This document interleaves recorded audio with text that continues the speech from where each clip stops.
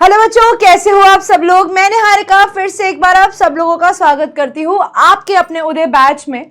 और बच्चों, आज हम लोग करने वाले हैं एक बहुत ही इंटरेस्टिंग और साथ ही साथ एक बहुत ही ज़रूरी ग्रामर का कॉन्सेप्ट जिसका नाम होता है टेंसेस।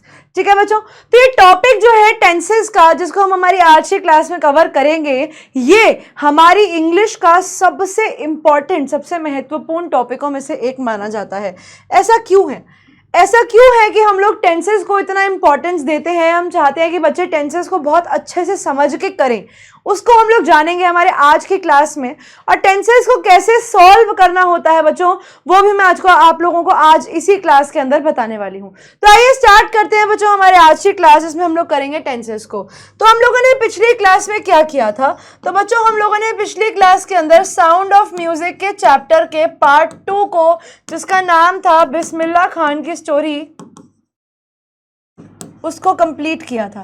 राइट, तो मैं उम्मीद करती हूँ ये पॉइंट आप लोगों को क्लियर होंगे, वहां तक आप लोगों को कोई भी डाउट परेशानी नहीं होगी। यहाँ तक चैप्टर्स बिल्कुल क्लियर होंगे, जितना भी सिलेबस हम लोगों ने अभी तक किया है। तो आज हम लोग लेकर आए हैं हमारे ग्रामर की क्लास नंबर 1, जिसके अंदर हम लोग करने वाले हैं टेंसेस। ठीक है, जिसके अंदर हम लोग हमारे ग्रामर के टॉपिक नंबर 1 में क्या करने वाले हैं? हम लोग करने वाले हैं टेंसेस। तो आइए स्टार्ट करते हैं बच्चों हमारे टेंसेस को और देखते हैं कि कैसे हम लोग अपने टेंसेस को करेंगे।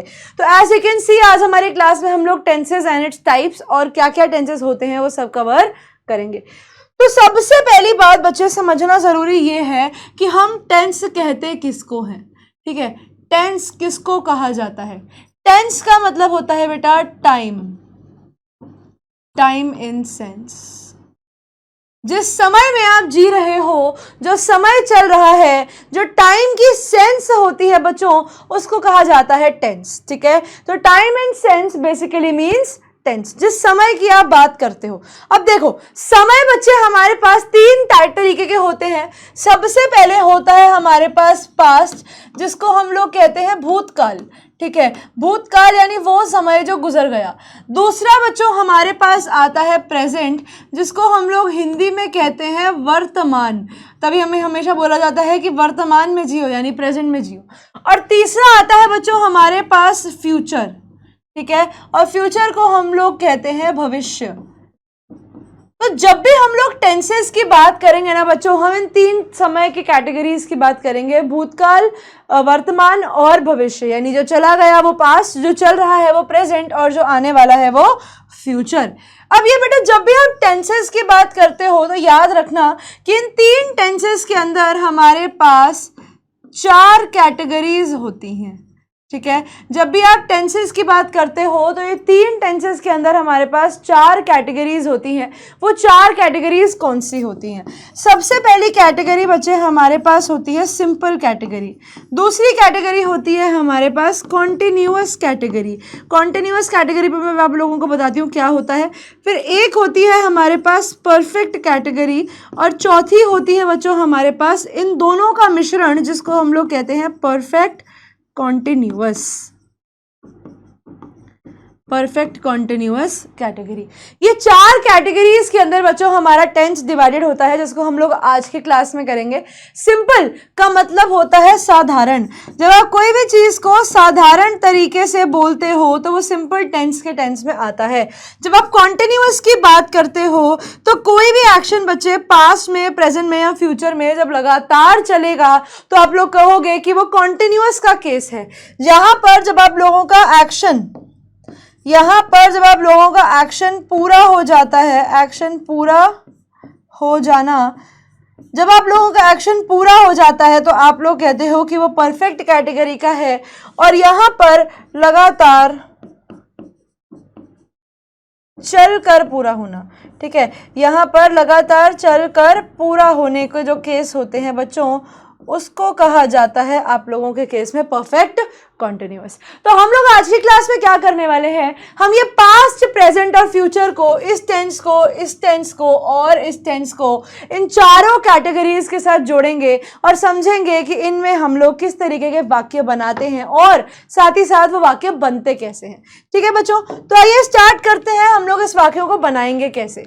तो सबसे पहली चीज बच्चे, अगर मैं आप लोगों से पूछूं या मेरे दिमाग में जो आती है वो आती है ये वर्ड, ये जो इंग्लिश का वर्ड होता है सेंटेंस, इसका मतलब क्या होता है, what do you mean by sentence, या जैसे हिंदी में मैं वाक्य कहती हूँ, ये क्या होता है और ये कैसे बनता है। तो बेटा वाक्य जब भी आप बनाते हैं तो उसके 3 भाग होते हैं, जिसमें 3 भागों के नाम कुछ इस प्रकार हैं। आपके सेंटेंस में एक सब्जेक्ट होता है, एक वर्ब होता है और एक ऑब्जेक्ट होता है। अब ये सब्जेक्ट वर्ब ऑब्जेक्ट बेटा क्या है, इनको थोड़ा सा डिटेल में समझेंगे, फिर चलते हैं अपने सेंटेंसेस बनाते कैसे हैं। बेटा सब्जेक्ट कौन होता है, सबसे पहला पार्ट है सब्जेक्ट, फिर आता है वर्ब और फिर आता है ऑब्जेक्ट। तो बेटा सबसे पहला होता है सब्जेक्ट। सब्जेक्ट में क्या होता है, इसके अंदर होता है आपका कर्ता, आपके एक्शन को करने वाला, ठीक है, आप लोगों के कार्य को करने वाला। अब क्या करेगा कर्ता, कर्ता करेगा कार्य, ठीक है, कोई भी कार्य आपका कर्ता करेगा, और उसने क्या किया वो उसका कर्म होता है ना। तो कर्ता जो सेंटेंस के अंदर एक्शन करता है, वर्ब मतलब उसका करा हुआ कार्य, और ऑब्जेक्ट मतलब कि उसने वहां पर क्या काम किया, यानी उसका ऑब्जेक्ट, जिसको हम हिंदी में कहते हैं कर्म। तो अगर मैं इसको ट्रांसलेशन में इंग्लिश में लिखूं तो the part of subject, the part of sentence, sorry, the part of sentence that we talk about, जिसके बारे में हम लोग बात करते हैं, वो होता है subject. The action in a sentence, आपके सेंटेंस में कोई भी एक्शन इन अ सेंटेंस, जब कोई भी एक्शन होता है तो आप उसको कहते हो कि तो आप कहते हो कि आपके सेंटेंस में कार्य हुआ है। और द पार्ट ऑफ सेंटेंस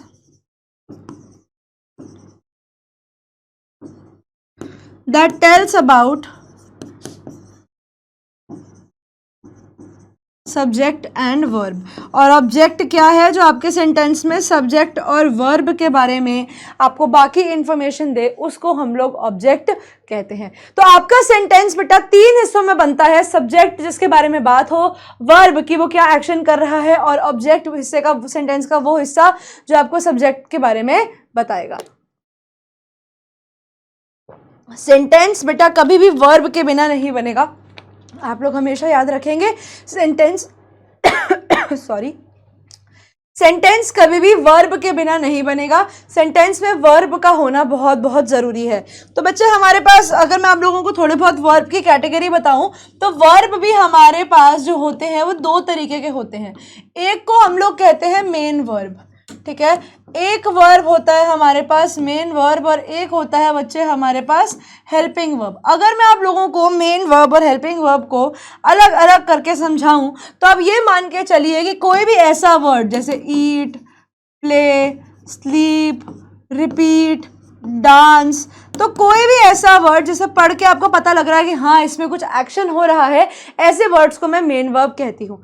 लेकिन अगर मैं बात करती हूँ बी के फॉर्म की, जिसमें इज, एम, आर, वॉज, वर, ये आते हैं। डू के अंदर डू, डज, डिड आता है, या फिर हैव के फॉर्म के अंदर हैव, हैज, हैड।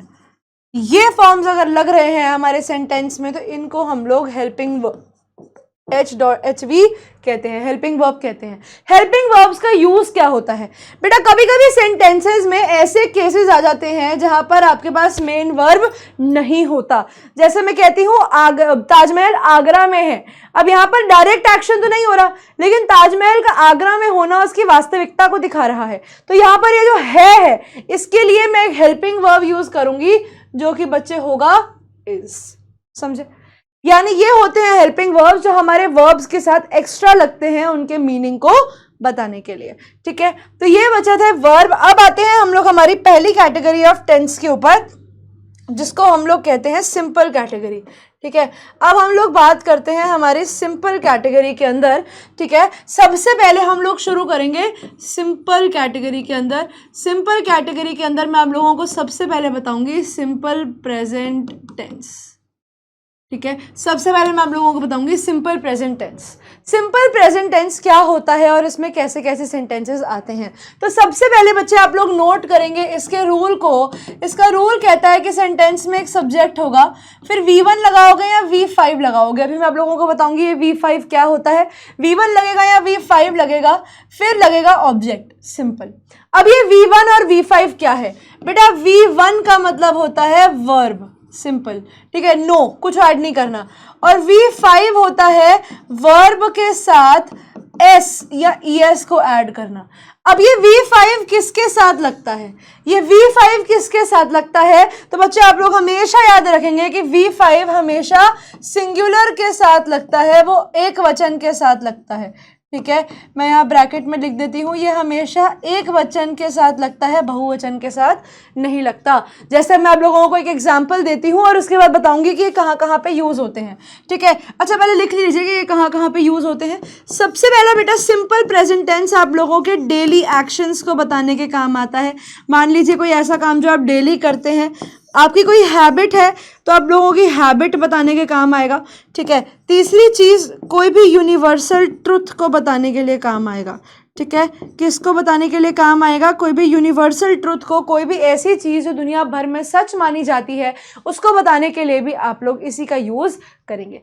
अब मैं जैसे कि आप लोगों को कुछ एग्जाम्पल्स देती हूँ, एक सेकेंड दीजिए, मैं आप लोगों को एग्जाम्पल्स देने से पहले एक लाइन लगा देना चाहती हूँ यहाँ पे।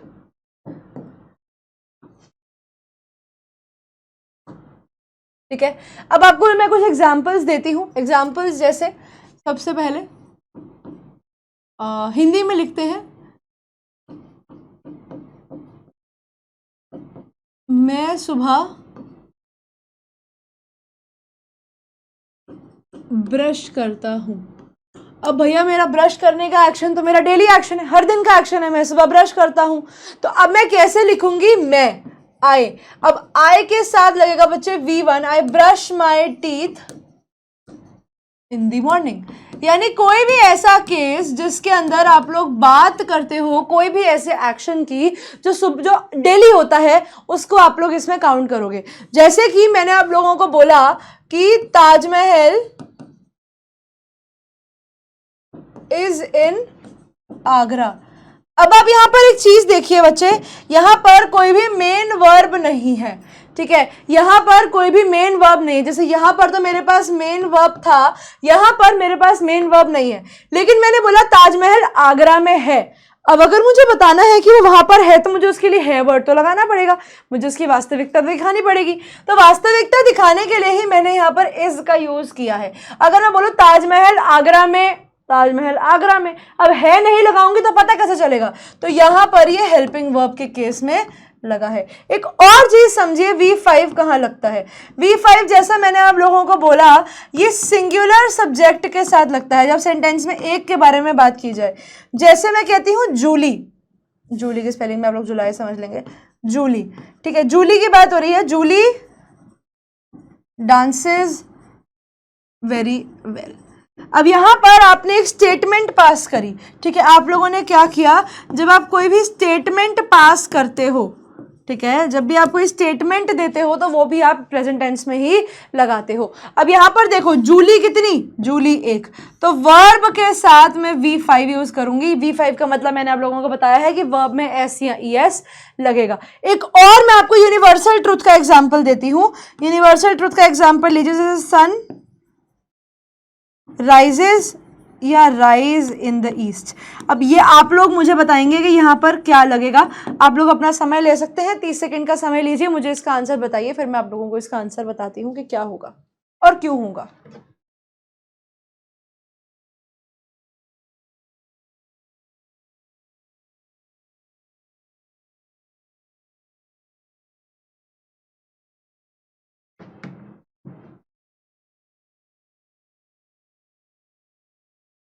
जी हाँ, तो बच्चे इसका करेक्ट आंसर जो होने वाला है वो होगा राइजेस। क्यों? बिकॉज यहाँ पर सन के बारे में बात की जा रही है। सन कितना, एक, तो वर्ब कौन सा लगाऊंगी? V5 लगाऊंगी, सन राइजेस हो जाएगा, ठीक है। I brush my teeth, Taj Mahal is in Agra, Julie dances very well, sun rises in the east. ठीक है, मैं उम्मीद करती हूँ यहाँ तक ये टेंस सबको समझ में आ गया होगा। अब बढ़ते हैं बच्चे हम लोग हमारे सेकेंड टेंस की तरफ, और सेकेंड टेंस की कैटेगरी हमारे पास जो हम लोग करने वाले हैं वो है प्रेजेंट कॉन्टिन्यूअस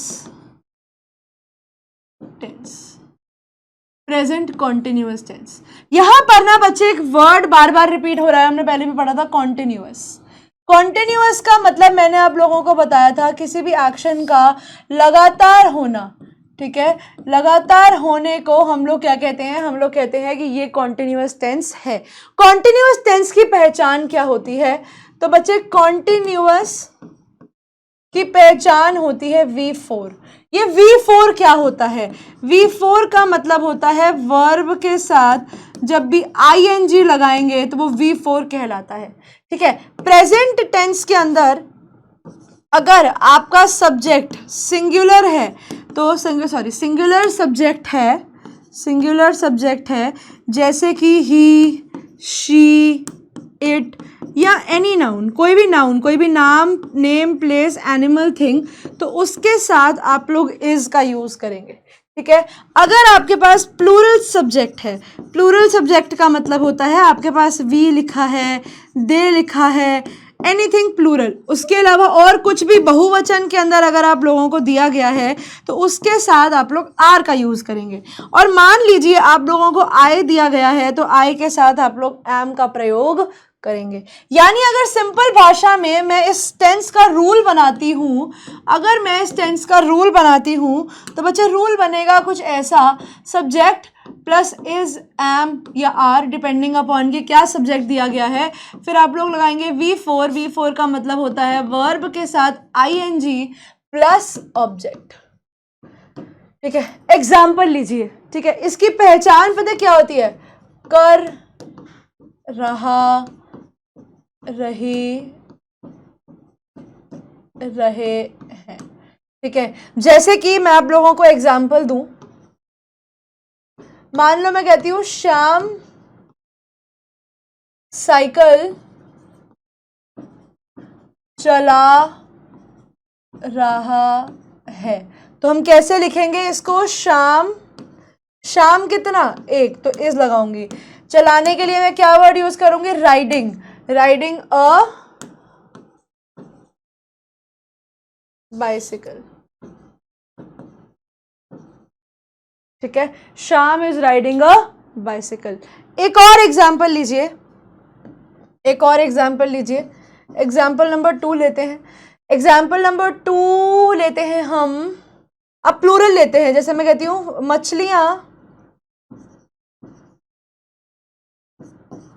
मछलियां पानी में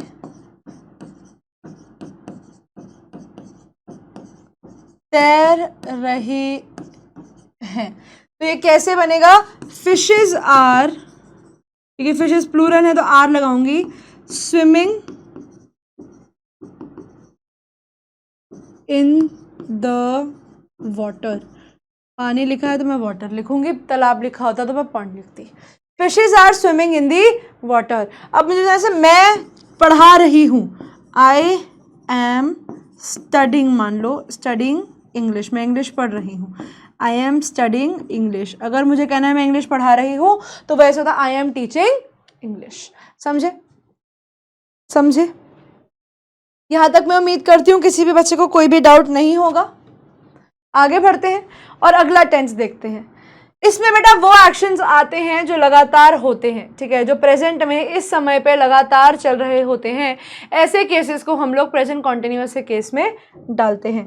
तीसरा केस आता है बच्चों हमारे पास प्रेजेंट परफेक्ट टेंस का। तीसरा केस है प्रेजेंट परफेक्ट टेंस का। प्रेजेंट परफेक्ट टेंस के अंदर क्या होता है, तो बेटा परफेक्ट टेंस, मैंने आप लोगों को स्टार्टिंग में बताया था कि परफेक्ट टेंस का अर्थ होता है कि यहाँ पर जो एक्शन है वो कंप्लीट हो गया है। ठीक है, एक्शन क्या हो गया है, एक्शन कंप्लीट हो गया है। लेकिन बेटा अगर मैं कहती हूं मेरा एक्शन कंप्लीट हो गया, अभी अभी कंप्लीट हुआ, तो मतलब वो पास्ट का हो गया है ना। अगर एक्शन कंप्लीट हो गया है तो वो एक्शन तो पास्ट का होना चाहिए। मैं उसे प्रेजेंट में क्यों गिन रही हूं? तो बेटा यहां पर मैं आप लोगों को दो चीजों में डिफरेंस बताना चाहती हूं। एक तो देखो सिंपल, पास्ट में, पास्ट का मतलब है पहले, ठीक है, और प्रेजेंट परफेक्ट का, देखो प्रेजेंट परफेक्ट, प्रेजेंट का मतलब है आज, आज की बात हो रही है, आज पहले, ठीक है, ये एक्शन आज पहले पूरा हुआ है। मान लो अगर मैं आपको यही चीज एक टाइमलाइन के थ्रू समझाती हूं, मान लो यहां पर पास्ट है, यहां पर प्रेजेंट है और यहां पर फ्यूचर है, ठीक है, ये पूरी की अच्छा यहां से आ जाओ, ये वाली लाइन पास्ट की, यहां से लेके यहां तक प्रेजेंट, और यहां से लेके यहां तक आने वाला जो समय है वो फ्यूचर। मान लो मैंने कोई एक्शन इस पॉइंट पे खत्म किया, ठीक है, इस पॉइंट पे या यहां से लेकर यहां तक के बीच में अगर मेरा कोई एक्शन खत्म हुआ है, वो पास्ट से पहले है, वो आज के दिन का एक्शन है, ठीक है, ये आज का दिन है, ये मैं टुडे लिख देती हूं यहां पर, ये टुडे, आज के दिन में जो भी एक्शन मैंने कंप्लीट किया होगा, जो भी एक्शन बेटा मेरा आज के दिन में कंप्लीट हुआ होगा, सिर्फ वो केसेस ऑफ एक्शन को मैं प्रेजेंट परफेक्ट के अंदर लेकर जाऊंगी। कोई भी ऐसा एक्शन जो मैंने आज पूरा किया है उसको मैं प्रेजेंट परफेक्ट के केस में मानूंगी। समझे आप लोग? आई होप यहां तक बात सबको समझ में आई होगी। इसके सेंटेंसेस बनते कैसे हैं, इसका रूल क्या होता है? तो बेटा इसका रूल में सब्जेक्ट लगाते हो, फिर इसमें लगता है हैज या हैव। हैज हैव क्यों लगता है? ये दिखाने के लिए कि एक्शन कंप्लीट हो गया है। वर्ब का लगता है थर्ड फॉर्म, मैं अभी आप लोगों को बताती हूँ थर्ड फॉर्म क्या होता है, और फिर आप लगाते हो ऑब्जेक्ट। अब देखिए यहाँ पर दो चीजें समझने वाली हैं। पहली चीज तो यहाँ पर ये हैज और ये हैव को समझने वाला है, फिर ये V3 को समझने वाला है। हैज क्या होता है बेटा? हैज लगता है आप लोगों का ही के साथ, शी के साथ, इट के साथ, या कोई भी और नाउन के साथ जो एक है। हैव लगता है वी के साथ, दे के साथ, आई के साथ, यहाँ पर आई के साथ भी लगता है, या एनी प्लूरल सब्जेक्ट या कोई भी और बहुवचन वाला सब्जेक्ट अगर है तो उसके साथ। वर्ब का थर्ड फॉर्म, ठीक है, इसको हम लोग कहते हैं इसको छोड़ो, पास्ट पार्टिसिपल भूल जाओ, यह नहीं करते क्योंकि आप लोगों के लिए टफ हो जाएगा। वर्ब का थर्ड फॉर्म, जैसे कि मैंने बोला प्ले, ये V1 है, प्लेड V2 है। अगर मैं कहती हूं वापस से प्लेड तो ये V3 है। जैसे कि मैं कहती हूं ईट, ये V1 है, एट ये V2 है। मैं कहती हूं ईटन तो ये मेरे वर्ब का थर्ड फॉर्म है, ठीक है। वर्ब का थर्ड फॉर्म वो वाले फॉर्म्स होते हैं, they are used when you talk about completed action. जब भी आप कोई कंप्लीटेड एक्शन के बारे में बात करते हो बच्चों, तभी आप इन टेंस को यूज करते हो, वर्ब के थर्ड फॉर्म को यूज करते हो, ठीक है। मैं उम्मीद करती हूं यहां तक ये रूल आपको समझ में आएगा। इससे एग्जांपल्स मैं आपको एक सेकंड में बता रही हूं, ठीक है। यहां तक मैं उम्मीद करती हूं कि आपको बात समझ में आई होगी। इसके एग्जाम्पल्स आइए हम लोग हमारे नेक्स्ट पेज में देखते हैं। एग्जाम्पल्स देखते हैं कुछ, जैसे मैं बोलती हूं राम अपना काम कर चुका है, तो ये जो कर चुका है ये पहचान होती है आप लोगों के परफेक्ट टेंस की। एग्जाम्पल में जैसे मैं लिखूंगी राम, अब राम कितने, एक, काम कर चुका है, डन भी लिख सकती हूं या कंप्लीटेड भी लिख सकती हूं, कंप्लीटेड हिज वर्क, ठीक है, यानी आज के दिन में उसने अपना काम कंप्लीट किया होगा। सेकंड एग्जांपल देखिए, जैसे मैं पढ़ाई नहीं कर चुकी, मैंने पढ़ाई नहीं करी थी, ठीक है, मैं पढ़ाई नहीं कर चुकी, तो कैसे रहोगे, आई हैव नॉट, नेगेटिव के लिए नॉट लगाओगे, आई हैव नॉट स्टडीड, ठीक है, आई हैव नॉट स्टडीड। तीसरा केस एग्जाम्पल लीजिए, जैसे मैं कहती हूं लड़के क्रिकेट खेल चुके हैं, ठीक है, लड़के क्रिकेट खेल चुके हैं। कैसे लिखेंगे? बॉयज, अब बॉय है तो क्या लिखोगे? बॉयज हैव प्लेड क्रिकेट, ठीक है। यानी कोई भी ऐसा एक्शन जो आज के दिन में कंप्लीट हुआ होता है उसको बच्चों हम लोग काउंट करते हैं प्रेजेंट परफेक्ट टेंस के अंदर, ठीक है। मैं उम्मीद करती हूँ यहां तक आप लोगों को समझ में आया होगा। एक होमवर्क क्वेश्चन ले लीजिए, होमवर्क क्वेश्चन दे रही हूं। इस सेंटेंस को आपको तीनों टेंसेस में चेंज करना है जो अभी आप लोगों ने करे हैं, चौथे में भी करेंगे। चलो होमवर्क क्वेश्चन मैं आप लोगों को नेक्स्ट स्लाइड में देती हूँ। नेक्स्ट कैटेगरी भी मैं यहीं से शुरू करना चाह रही हूँ बिकॉज ये काफी मिलती जुलती कैटेगरी है। कैटेगरी नंबर 4 आती है बच्चे प्रेजेंट परफेक्ट कॉन्टिन्यूअस। देखो, प्रेजेंट यानी अभी, परफेक्ट यानी कंप्लीट और कॉन्टिन्यूअस यानी लगातार। तो कोई भी ऐसा एक्शन जो शुरू हुआ वर्तमान में शुरू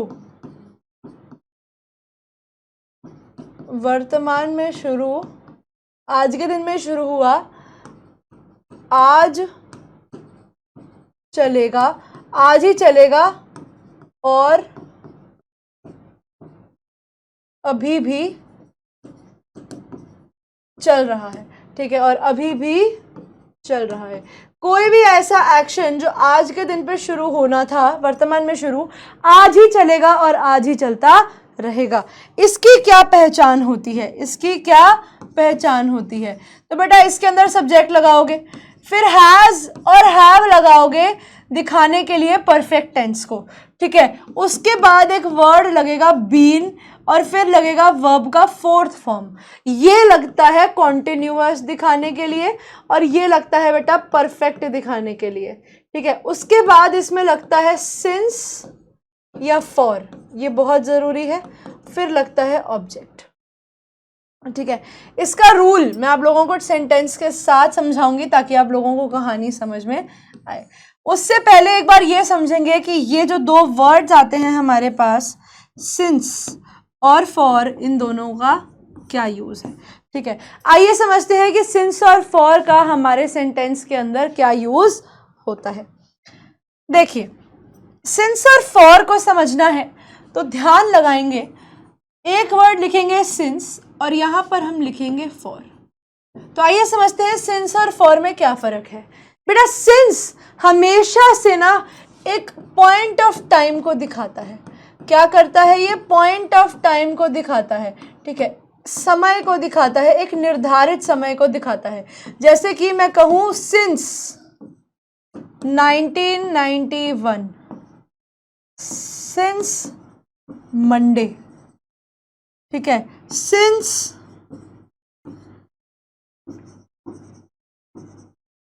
जनवरी।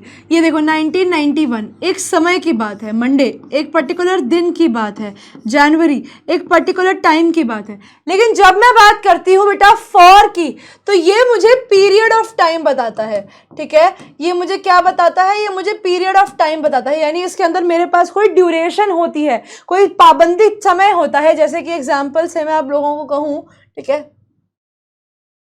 एग्जाम्पल में जैसे मैं कहती हूँ फॉर 3 आवर्स, निर्धारित समय है, 1 से तीसरा घंटे के बारे में बात हो रही है।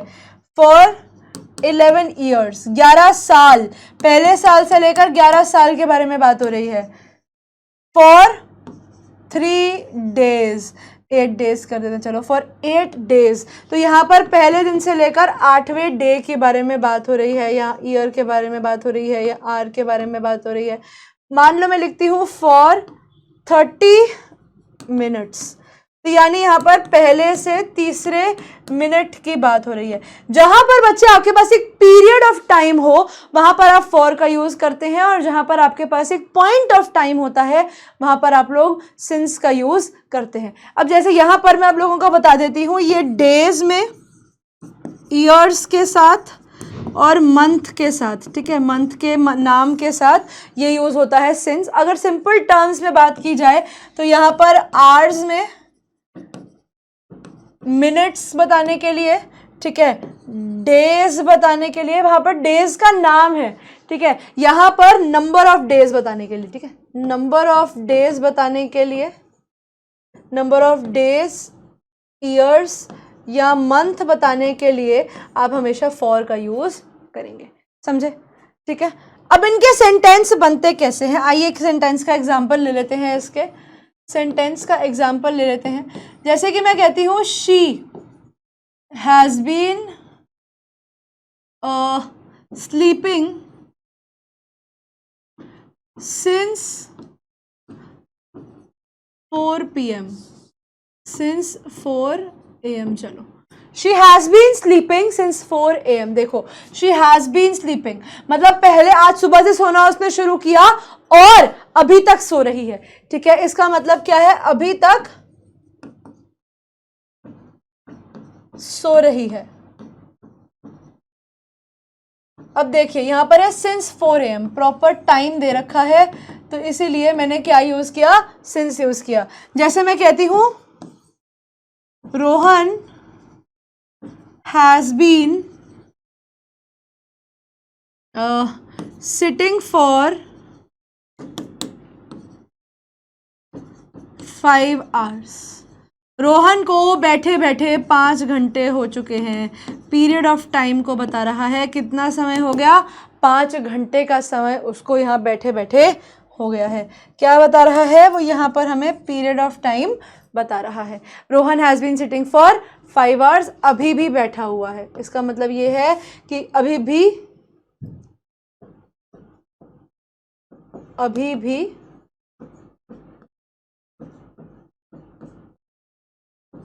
बैठा हुआ है, ठीक है। यहां तक मैं उम्मीद करती हूँ सबको समझ में आ गया होता है, हो गया। अगर मैं इसका नेगेटिव करती हूँ तो वो ऐसे बन जाएगा, शी हैज़ नॉट बीन, ठीक है, आप लोग हैज़ नॉट बीन कर देंगे उसको, अगर आपको इसको नेगेटिव करना है तो, ठीक है बच्चों। यहां तक मैं उम्मीद करती हूँ कि आप लोगों को प्रेजेंट टेंस बिल्कुल क्लियर हो गया होगा, यहां तक किसी को कोई भी परेशानी नहीं होगी, चीजें समझ में आ गई होंगी। एक होमवर्क सेंटेंस बच्चे फॉर प्रेजेंट टेंस अगर आप लोग मेरे से लेंगे तो होमवर्क सेंटेंस है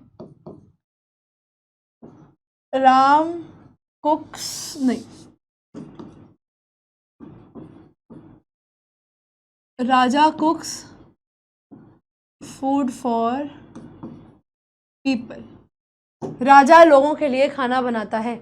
आपको इसको सिंपल प्रेजेंट में, प्रेजेंट कॉन्टिन्यूअस में, प्रेजेंट परफेक्ट में और प्रेजेंट परफेक्ट कॉन्टिन्यूअस में सब में चेंज करना है, ठीक है। ये simple present, present continuous, present perfect and present perfect continuous, SP, PC, PP और PPC ये प्रेजेंट टेंस के फॉर्म, मतलब शॉर्ट फॉर्म्स हैं। आई होप यहाँ तक सबको कहानी समझ में आई होगी, किसी को कोई भी डाउट नहीं होगा। तो आइए बच्चों कंटिन्यू करते हैं और आगे देखते हैं हमारे नेक्स्ट टेंस को, जिसका नाम होता है बच्चा पास्ट टेंस, ठीक है। अगला टेंस हम लोग शुरू करेंगे और इस टेंस का नाम होता है बच्चों पास्ट टेंस, ठीक है। कैटेगरी नंबर 2 को हम लोग शुरू करने जा रहे हैं, जो है हमारा पास्ट टेंस। पास्ट टेंस जिसको हम लोग हिंदी में कहते हैं भूतकाल, ठीक है, वो समय जो चला गया और कभी वापस नहीं आएगा। तो इसकी सबसे पहली कैटेगरी बच्चा हम लोग क्या करेंगे, सिंपल पास्ट टेंस, ठीक है, सिंपल पास्ट टेंस। तब आप इसके सेंटेंसेस को कैसे बनाते हैं, ठीक है बच्चों, आइए समझते हैं। जब भी आप लोग बात करते हैं सिंपल पास्ट टेंस की, तो आप लोग इस सेंटेंस को कैसे बनाते हैं। तो जब भी आप सिंपल पास्ट टेंस के सेंटेंसेस को बनाएंगे, सबसे पहली चीज याद रखेंगे कि इसके अंदर आप वर्ब के सेकंड फॉर्म की जगह वर्ब के फर्स्ट फॉर्म की जगह वर्ब का सेकंड फॉर्म यूज होना स्टार्ट हो जाएगा। रूल क्या होता है, रूल कहता है भैया सब्जेक्ट होगा, वर्ब का सेकंड फॉर्म होगा और ऑब्जेक्ट होगा, बस सिंपल सा रूल है। क्योंकि simple present tense simple past है तो रूल भी सिंपल होना चाहिए। लेकिन सिंपल पास्ट के अंदर सेंटेंसेस आते कौन से हैं, सिंपल पास्ट में कौन से तरीके के सेंटेंसेस का इस्तेमाल किया जाता है। सबसे पहले इस चीज को ध्यान से सुनिएगा, जब भी आप सिंपल पास्ट टेंस की बच्चों बात करते हैं तो सिंपल पास्ट टेंस में से वो सेंटेंसेस आते हैं जिनको अभी कहते हैं कि ये एक्शन होगा, हुआ, ठीक है, ये एक्शन हुआ, था का यूज यहां पर नहीं होता, ठीक है, एक्शन हुआ बस, ठीक है, इसके आगे आप कुछ भी मेंशन नहीं करते। था, है, नो एडिशनल इन्फॉर्मेशन, इसमें कुछ भी ज़्यादा इन्फॉर्मेशन हमें देने की ज़रूरत होती ही नहीं है। जैसे कि अगर मैं आप लोगों को एक एग्जाम्पल देती हूँ, जैसे मैं कहती हूँ राम नहीं लेते यार, तरन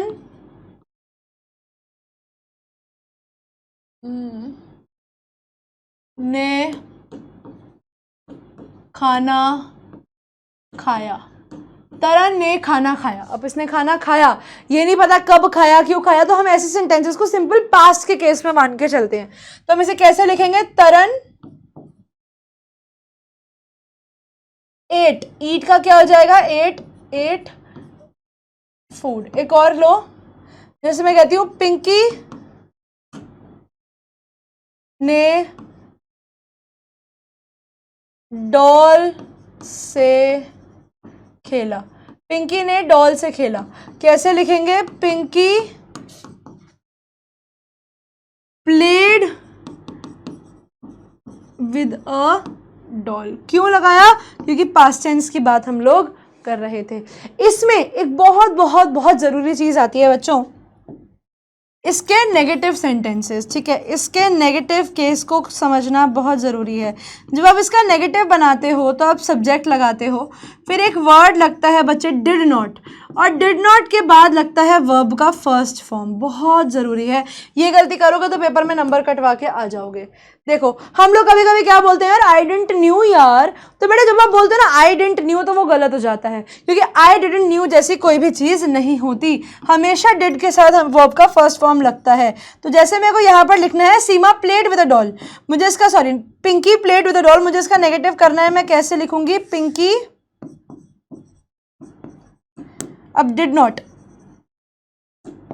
नॉट, अब प्ले का मुझे फर्स्ट फॉर्म लगाना है, प्ले ही लगाऊंगी, play with a doll.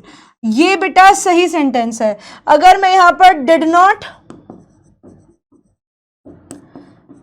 Played कर देती तो वो गलत हो जाता, ठीक है, अगर मैं डिड नॉट प्लेड करती तो वो गलत हो जाता।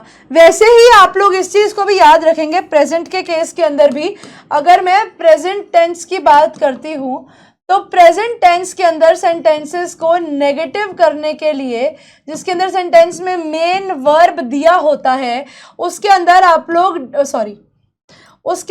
लोग डज नॉट को यूज करते हैं सिंगुलर सब्जेक्ट के लिए, ठीक है, सिंगुलर सब्जेक्ट के लिए, और वैसे ही डू नॉट को यूज करते हैं आप लोग प्लूरल सब्जेक्ट के लिए।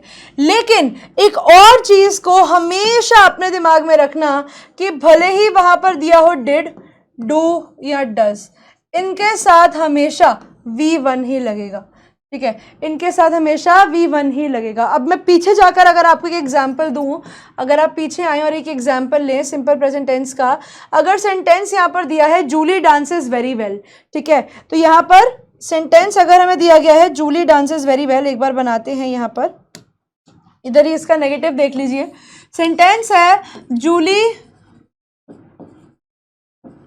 डांसेस वेरी वेल, तो यहां पर जब मैं इसे नेगेटिव करूंगी तो वो कैसे हो जाएगा, जूली डज नॉट, ठीक है, जूली एक है, अब डांस का डांसेस नहीं होगा, डांसेस नहीं होगा, डांस ही रहेगा, डांस वेरी वेल, तो कैसा बना, Julie does not dance very well.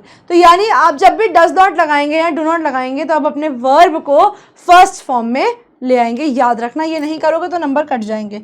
ये वर्ब का फर्स्ट फॉर्म है क्योंकि यहाँ पर हम लोगों ने डज नॉट का इस्तेमाल किया है। चलिए आगे बढ़ते हैं और अपना नेक्स्ट कैटेगरी ऑफ टेंस देखते हैं। अब हमारे पास नेक्स्ट कैटेगरी ऑफ टेंस कौन सा है, नेक्स्ट कैटेगरी ऑफ टेंस बच्चे हमारे पास आता है पास्ट कॉन्टिन्यूअस टेंस, ठीक है। अब आप बात करते हो पास्ट कॉन्टिन्यूअस टेंस की। मैंने आप लोगों को बताया था कॉन्टिन्यूअस को दिखाने के लिए तो V4 लगता है, ठीक है, लेकिन पास्ट को दिखाने के लिए क्या लगेगा, तो बेटा पास्ट को दिखाने के लिए लगेंगे वॉज और वर।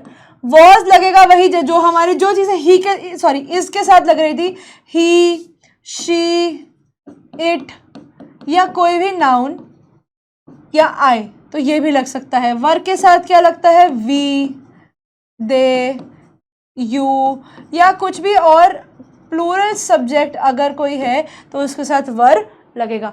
मान लो मैं क्या, इसकी पहचान क्या होती है, कर रहा था, ठीक है, या रहा था, रही थी, रहे थे, कुछ भी हो सकता है। एग्जाम्पल लेते हैं, एग्जाम्पल लीजिए। जैसे मैंने बोला तन्नू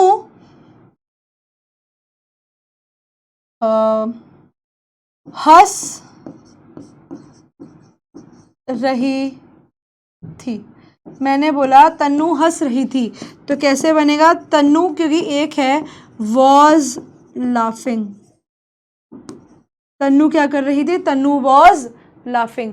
अब अगर मुझे वर का केस बनाना है, मैं बोलती हूं जैसे लोग सड़क पर चल रहे थे। अब देखो रहे थे, पास्ट हो रहा है। पीपल बहुत सारे हैं तो वर लगाएंगे, वर। चलने को walking, people were walking on the road, people were walking on the road. इसका क्या मतलब है, लोग सड़क पर चल रहे थे। एक और केस ले लो, मैं सो रही थी, कैसे बनेगा, आई वॉज स्लीपिंग, ठीक है। कैसे बनाएंगे, आई वॉज स्लीपिंग। समझे? यहां तक मैं उम्मीद करती हूँ किसी भी बच्चे को कोई भी डाउट नहीं होगा। यहां तक कहानी बिल्कुल बिल्कुल बिल्कुल क्लियर होगी। आइए आगे बढ़ते हैं। रात को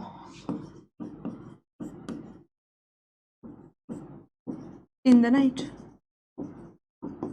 सेंटेंस अधूरा सा लग रहा था, ऐसा थोड़ा सा बड़ा कर लिया।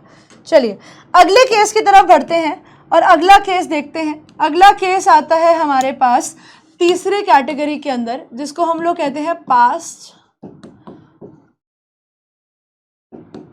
Perfect tense. Past perfect tense कौन सा होता है, तो बच्चों पास्ट परफेक्ट टेंस के अंदर देखो, पास्ट यानी पहले की बात हो रही है, परफेक्ट का मतलब है एक्शन कंप्लीट। तो कोई भी ऐसा एक्शन बच्चों जो पहले के समय पे कंप्लीट हो गया था, यानी उसका वर्ब का थर्ड फॉर्म तो लगेगा ही। लेकिन प्रेजेंट को दिखाने के लिए जैसे हम हैज हैव यूज करते हैं, यहां पर हम लोग एक ही वर्ड का यूज करेंगे जिसको कहते हैं हम हैड। तो इसका रूल कैसे बनेगा, रूल में हमारे पास सब्जेक्ट होगा, फिर हैड होगा, फिर वर्ब का थर्ड फॉर्म होगा और ऑब्जेक्ट हो जाएगा, बस। जैसे हमने एक टाइमलाइन बनाई थी कि ये हमारा पास्ट है, ये हमारा प्रेजेंट और ये हमारा फ्यूचर, यानी ये हमारा पास्ट था, ठीक है, ये हमारा प्रेजेंट है और ये अगर हमारा फ्यूचर है, तो कोई भी एक्शन बच्चे जो इस टाइम फ्रेम में खत्म हुआ है, ठीक है, कोई भी ऐसा एक्शन जो इस टाइम फ्रेम में खत्म हुआ है, पहले खत्म हुआ है, आज से पहले खत्म हुआ है, पहले हुआ और पहले ही खत्म हो गया, ऐसे एक्शंस को हम लोग कहते हैं पास्ट परफेक्ट टेंस के सेंटेंसेस। इसकी पहचान क्या होती है, कर चुका था,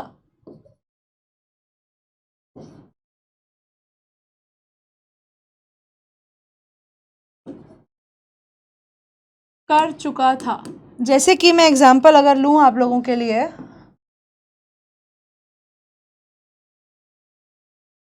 रमन नाश्ता कर चुका था, तो कैसे बनेगा, Raman had eaten his breakfast, कि रमन अपना नाश्ता कर चुका था, ठीक है, रमन अपना नाश्ता कर चुका था। एक और केस लेते हैं बेटा, इसमें सिंगुलर हो या प्लूरल, एक वचन हो या बहुवचन, कोई फर्क नहीं पड़ता। सेकेंड एग्जाम्पल लीजिए। एग्जाम्पल है जैसे कि कोई नाम अच्छा सा नहीं आ रहा, जॉन ले लेते हैं, चलो, जॉन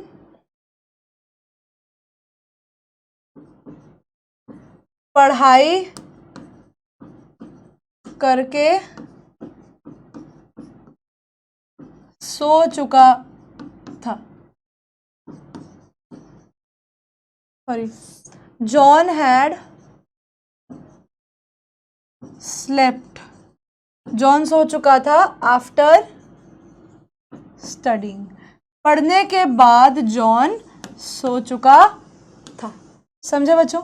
तो ये वाले पास्ट परफेक्ट टेंस में कौन से सेंटेंसेस होते हैं? पास्ट परफेक्ट टेंस में वो सेंटेंसेस होते हैं जिनके एक्शन पास्ट में पहले ही कंप्लीट हो चुके हैं। समझे? एक्शन कंप्लीट, इसके रूल में वर्ब का थर्ड फॉर्म लगता है और साथ ही में लगता है हैड। यहां तक मैं उम्मीद करती हूँ कि सब बच्चों को सारी चीजें समझ में आ गई होंगी।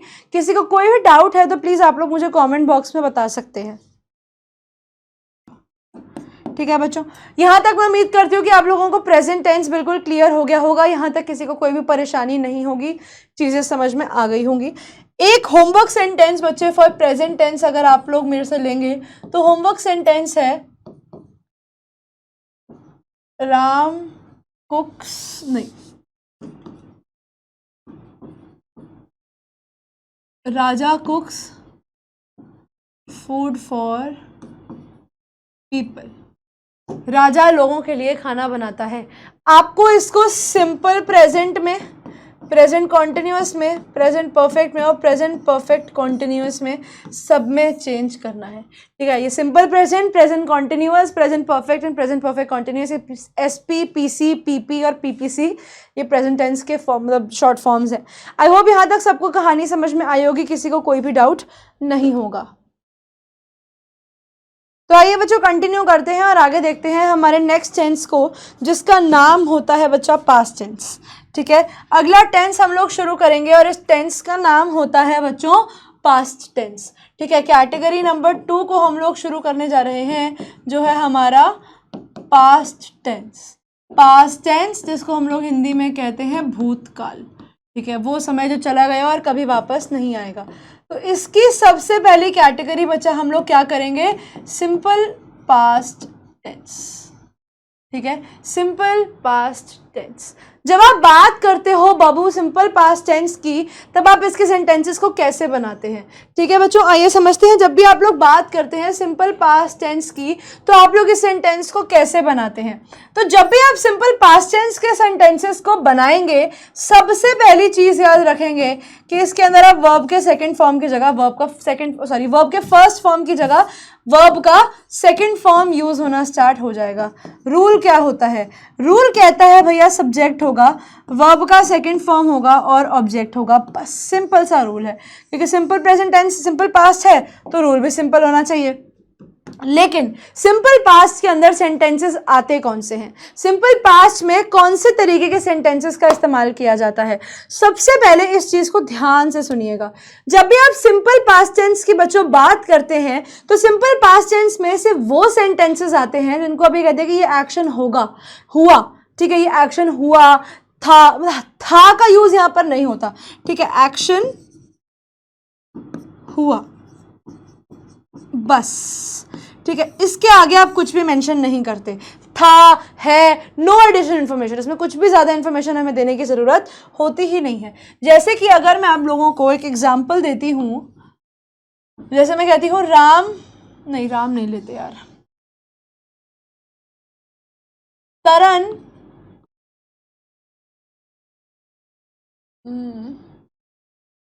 ने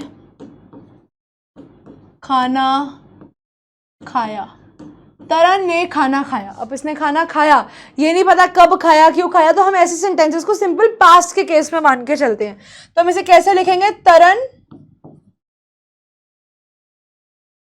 एट, ईट का क्या हो जाएगा? Ate food. एक और लो, जैसे मैं कहती हूं पिंकी ने डॉल से खेला। पिंकी ने डॉल से खेला, कैसे लिखेंगे? Pinky played with a doll. क्यों लगाया? क्योंकि पास्ट टेंस की बात हम लोग कर रहे थे। इसमें एक बहुत बहुत बहुत जरूरी चीज आती है बच्चों, इसके नेगेटिव सेंटेंसेस, ठीक है, इसके नेगेटिव केस को समझना बहुत ज़रूरी है। जब आप इसका नेगेटिव बनाते हो तो आप सब्जेक्ट लगाते हो, फिर एक वर्ड लगता है बच्चे डिड नॉट, और डिड नॉट के बाद लगता है वर्ब का फर्स्ट फॉर्म। बहुत ज़रूरी है, ये गलती करोगे तो पेपर में नंबर कटवा के आ जाओगे। देखो हम लोग कभी कभी क्या बोलते हैं, यार आई डिडंट न्यू यार, तो बेटा जब आप बोलते हो ना आई डिडंट न्यू तो वो गलत हो जाता है, क्योंकि आई डिडंट न्यू जैसी कोई भी चीज़ नहीं होती, हमेशा डिड के साथ हम वर्ब का फर्स्ट फॉर्म लगता है। तो जैसे मेरे को यहाँ पर लिखना है Seema played with a doll, मुझे इसका sorry Pinky played with a doll, मुझे इसका नेगेटिव करना है, मैं कैसे लिखूंगी, पिंकी, अब डिड नॉट, अब प्ले का मुझे फर्स्ट फॉर्म लगाना है, प्ले ही लगाऊंगी, प्ले विद अ डॉल। ये बेटा सही सेंटेंस है। अगर मैं यहां पर डिड नॉट प्लेड कर देती तो वो गलत हो जाता, ठीक है, अगर मैं डिड नॉट प्लेड करती तो वो गलत हो जाता। वैसे ही आप लोग इस चीज को भी याद रखेंगे प्रेजेंट के केस के अंदर भी, अगर मैं प्रेजेंट टेंस की बात करती हूं तो प्रेजेंट टेंस के अंदर सेंटेंसेस को नेगेटिव करने के लिए, जिसके अंदर सेंटेंस में मेन वर्ब दिया होता है, उसके अंदर आप लोग डज नॉट को यूज करते हैं सिंगुलर सब्जेक्ट के लिए, ठीक है, सिंगुलर सब्जेक्ट के लिए, और वैसे ही डू नॉट को यूज करते हैं आप लोग प्लूरल सब्जेक्ट के लिए।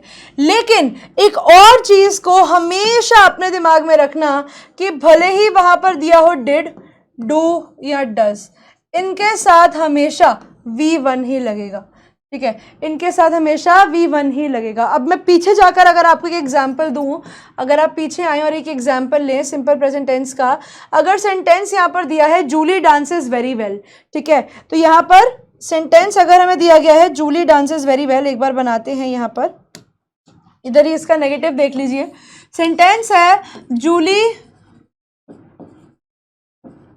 डांसेस वेरी वेल, तो यहां पर जब मैं इसे नेगेटिव करूंगी तो वो कैसे हो जाएगा, जूली डज नॉट, क्योंकि जूली एक है। अब डांस का डांसेस नहीं होगा, डांसेस नहीं होगा, डांस ही रहेगा, डांस वेरी वेल, तो कैसा बना, Julie does not dance very well. तो यानी आप जब भी डज नॉट लगाएंगे या डू नॉट लगाएंगे तो आप अपने वर्ब को फर्स्ट फॉर्म में ले आएंगे, याद रखना, ये नहीं करोगे तो नंबर कट जाएंगे।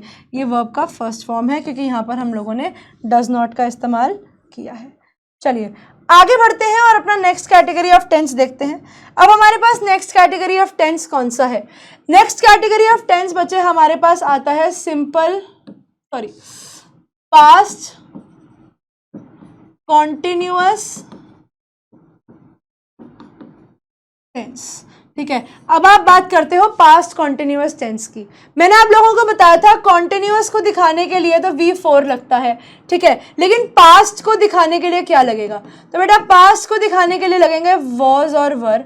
वॉज लगेगा वही जो हमारी जो चीजें इसके साथ लग रही थी, ही, शी, इट, या कोई भी नाउन या आई, तो ये भी लग सकता है। वर के साथ क्या लगता है, वी, दे, यू, या कुछ भी और प्लूरल सब्जेक्ट अगर कोई है तो उसके साथ वर लगेगा। मान लो मैं क्या, इसकी पहचान क्या होती है, कर रहा था, ठीक है, या रहा था, रही थी, रहे थे, कुछ भी हो सकता है। एग्जाम्पल लेते हैं, एग्जाम्पल लीजिए, जैसे मैंने बोला तनु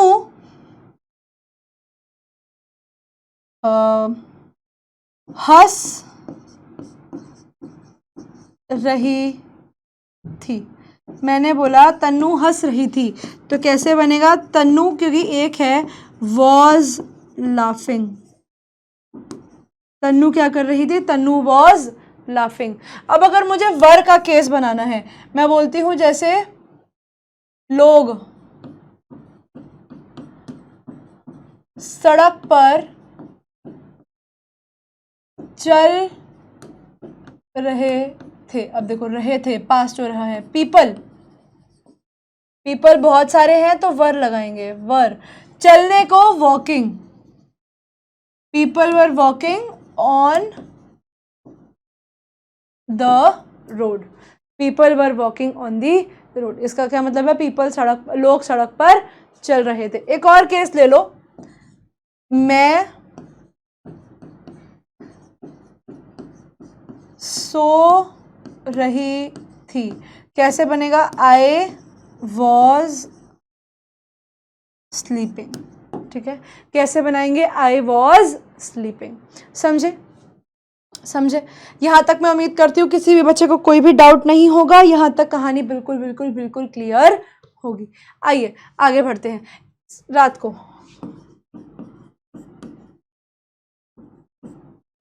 इन द नाइट, सेंटेंस अधूरा सा लग रहा था, ऐसा थोड़ा सा बड़ा कर लिया। चलिए अगले केस की तरफ बढ़ते हैं और अगला केस देखते हैं। अगला केस आता है हमारे पास तीसरे कैटेगरी के अंदर, जिसको हम लोग कहते हैं पास्ट परफेक्ट टेंस।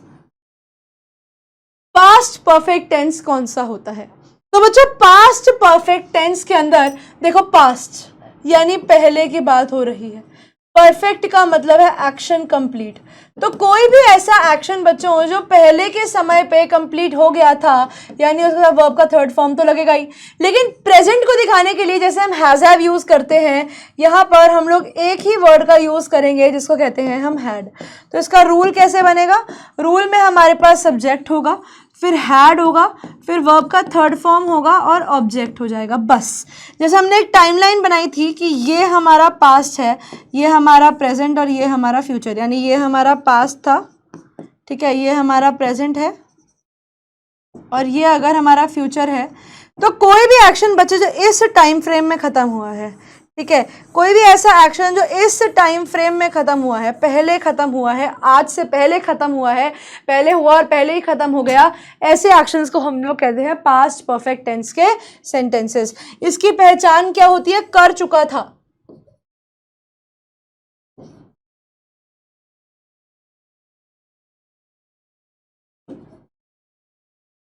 कर चुका था। जैसे कि मैं एग्जाम्पल अगर लूं आप लोगों के लिए,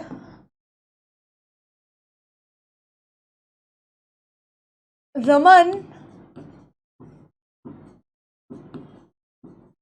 नाश्ता कर चुका था। तो कैसे बनेगा, Raman had eaten his breakfast, कि रमन अपना नाश्ता कर चुका था। ठीक है, रमन अपना नाश्ता कर चुका था। एक और केस लेते हैं बेटा, इसमें सिंगुलर हो या प्लूरल, एक वचन हो या बहुवचन, कोई फर्क नहीं पड़ता। सेकंड एग्जाम्पल लीजिए। एग्जाम्पल है जैसे कि कोई नाम अच्छा सा नहीं आ रहा, जॉन ले लेते हैं, चलो, जॉन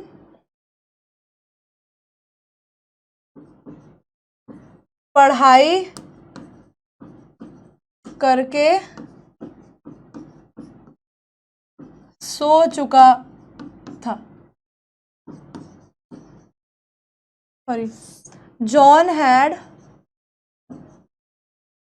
स्लेप्ट, जॉन सो चुका था आफ्टर स्टडिंग, पढ़ने के बाद जॉन सो चुका था। समझे बच्चों? तो ये वाले पास्ट परफेक्ट टेंस में कौन से सेंटेंसेस होते हैं, पास्ट परफेक्ट टेंस में वो सेंटेंसेस होते हैं जिनके एक्शन पास्ट में पहले ही कंप्लीट हो चुके हैं। समझे, एक्शन कंप्लीट, इसके रूल में वर्ब का थर्ड फॉर्म लगता है और साथ ही में लगता है हैड। यहां तक मैं उम्मीद करती हूँ कि सब बच्चों को सारी चीजें समझ में आ गई होंगी। किसी को कोई भी डाउट है तो प्लीज आप लोग मुझे कमेंट बॉक्स में बता सकते हैं।